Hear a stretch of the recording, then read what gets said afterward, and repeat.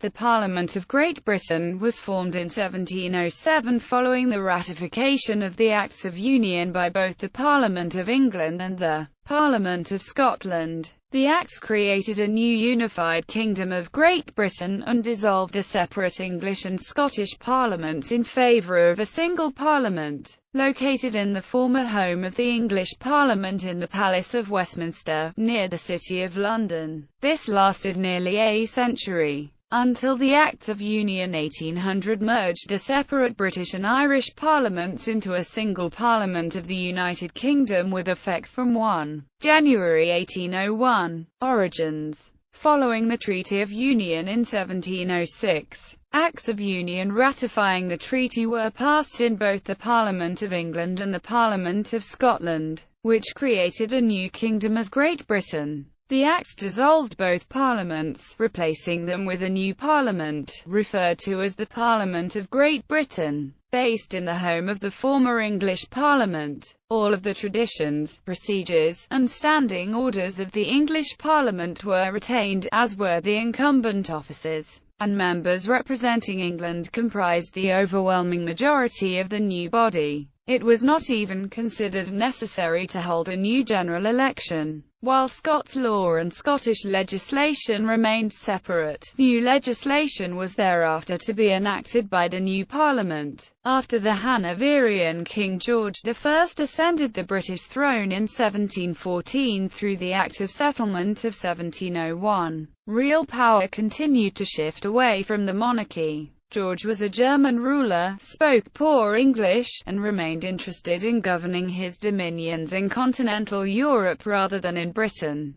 He thus entrusted power to a group of his ministers, the foremost of whom was Sir Robert Walpole, and by the end of his reign in 1727 the position of the ministers, who had to rely on Parliament for support, was cemented. George I's successor, his son George II, continued to follow through with his father's domestic policies and made little effort to re-establish monarchical control over the government, which was now in firm control by Parliament. By the end of the 18th century the monarch still had considerable influence over Parliament, which was dominated by the English aristocracy, by means of patronage, but had ceased to exert direct power. For instance, the last occasion on which the royal assent was withheld was in 1708 by Queen Anne. At general elections the vote was restricted to freeholders and landowners, in constituencies that had changed little since the Middle Ages, so that in many Rotten and pocket borough seats could be bought, while major cities remained unrepresented, except by the Knights of the Shire representing whole counties. Reformers and radicals sought parliamentary reform, but as the French Revolutionary Wars developed the British government became repressive against dissent and progress towards reform was stalled. George II's successor, George III, sought to restore royal supremacy and absolute monarchy.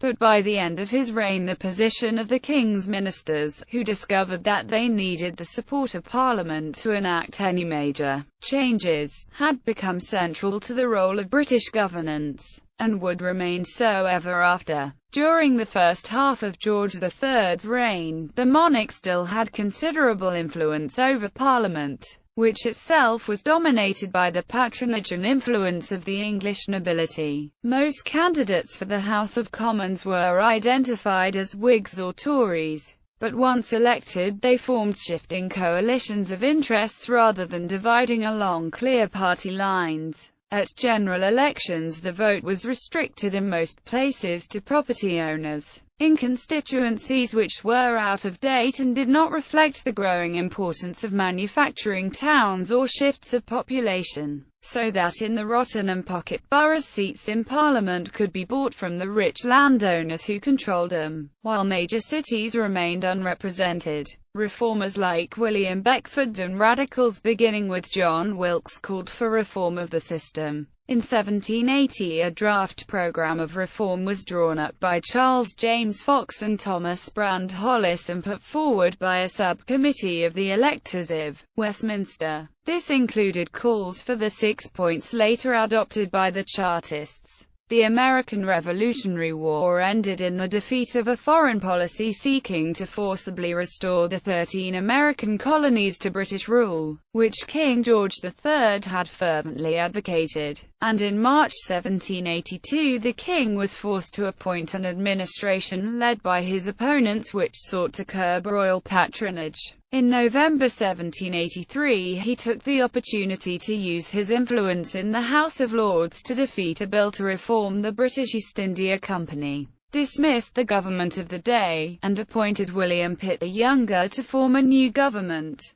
Pitt had previously called for Parliament to begin to reform itself, but he did not press for long for reforms the king did not like. Proposals Pitt made in April 1785 to redistribute seats from the «rotten boroughs» to London and the counties were defeated in the House of Commons by 248 votes to 174. In the wake of the French Revolution of 1789, radical organisations such as the London Corresponding Society sprang up to press for parliamentary reform. But as the French Revolutionary Wars developed, the government took extensive repressive measures against feared domestic unrest, aping the democratic and egalitarian ideals of the French Revolution, and progress toward reform was stalled for decades. Parliament of the United Kingdom. In 1801, the Parliament of the United Kingdom was created when the Kingdom of Great Britain was merged with the Kingdom of Ireland to become the United Kingdom of Great Britain and Ireland under the Acts of Union 1800.